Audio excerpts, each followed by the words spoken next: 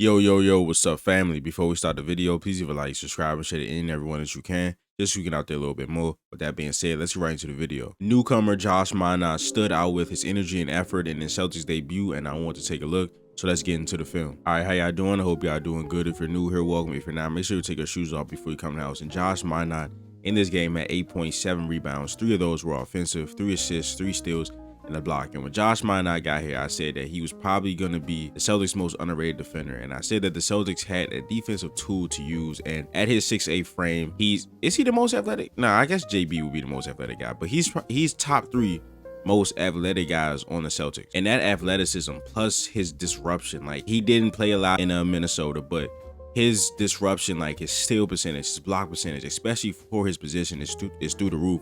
And Joe Mazzulla said after this game that he just has a knack for the ball, whether that's on the defense side of the ball, again, as a disruptor, or offensive rebounds, or just defensive rebounds. Like he got to the ball a lot in this game with his 7 rebounds, his 3 steals, his blocks. That's 11 times that he just got to the ball. So it was really good to see him exude that energy and effort on both sides of the ball. So here on this play, he's gonna fly in for the corner crash, put back dunk, and we all know that the Celtics view the corner crash as a winning play.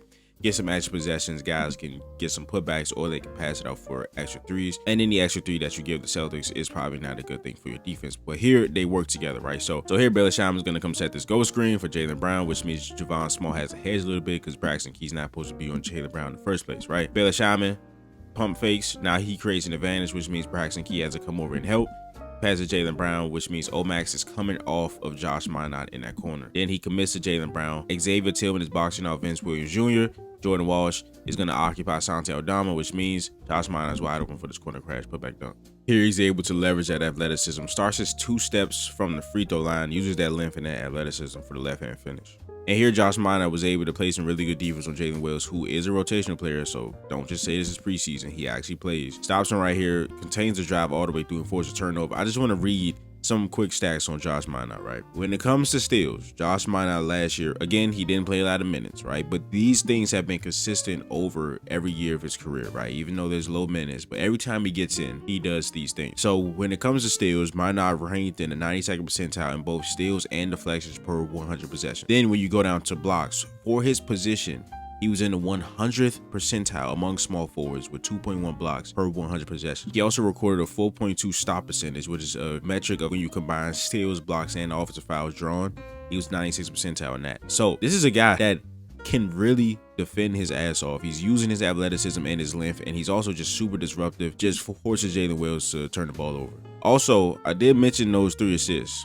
He might got some little passing feel to him, man, because like on a lot of these reads, and that you see him flying for the offensive rebound there, but a lot of the passes that he made, of course, they're not like spectacular, like primary handler stuff, right? But the effortlessness in which he passes, and he's making good reads, so it's like it comes natural to him, you know what I'm saying? So here, came over there to help, got a block by Hugo Gonzalez. He saves the ball so we can get possession.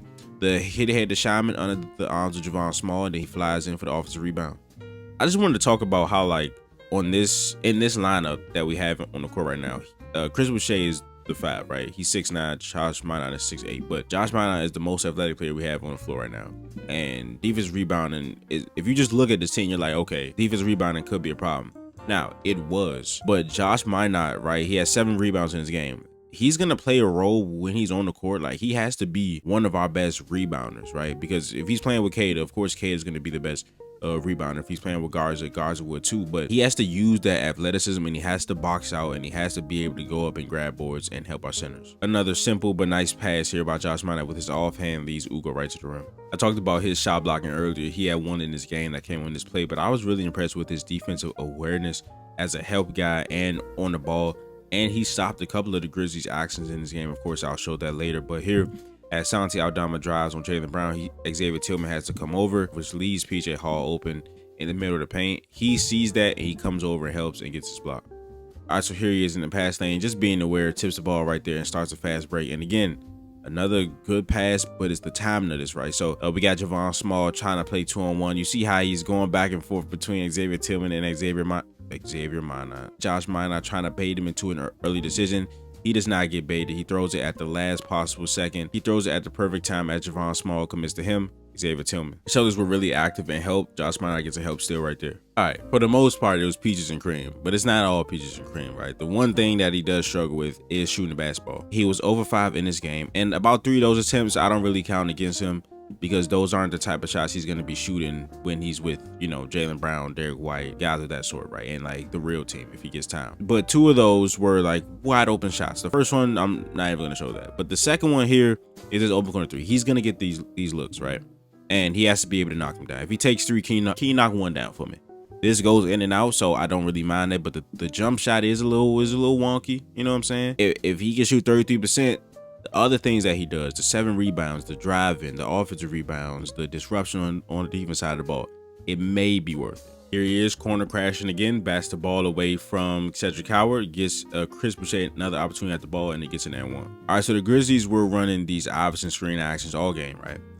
Jaylen Brown had got caught on the screen on this one time, and Ugo Gonzalez came over in the right place, and he stopped Jalen Wells from getting a layup. And this is what I talk about when I was surprised at how aware Josh Minott was on the defense side of the ball. So he's seen this action a couple times already in this game. Again, they were just running this exclusively, right? He sees it coming, and he just doesn't allow Jalen Wells to go to any of the screens. Now, good job by Santi Aldama seeing this and immediately getting off and then going into something else, but he completely blows up this play. The point of an opposite screen, you will have one screen here, and then Jalen Wells will cut across to this other wing right here. And Josh Minott's like, nope, I know what this play is. I'm just going to stop this. And Jalen Wells kind of gets frustrated and tries to throw him off because he disrupted the play. And the Celtics end up getting a stop. Here he shows the athleticism again, driving from the 3-point line, 2 steps, layup. All right, so here he is blowing up this Iverson action again. You see him really close to GG Jackson. He's calling for the ball, but Javon Small does not think he can get the ball over there. You see GG Jackson's like, what the heck? But they do get fouled, but just a nice job by not being aware. He does a nice job here on GG Jackson, stopping the drive and forcing the pass. Here again, just showing he has a knack for the ball, that corner crash. No matter what the score is, no matter how much time is left on the clock, he still played, and I like that. But that is the video. If you enjoyed it, please leave a like, subscribe, and share it in everyone that you can. Just shoot out there a little bit more, and I will see you guys in the next video. This is Nick. Peace.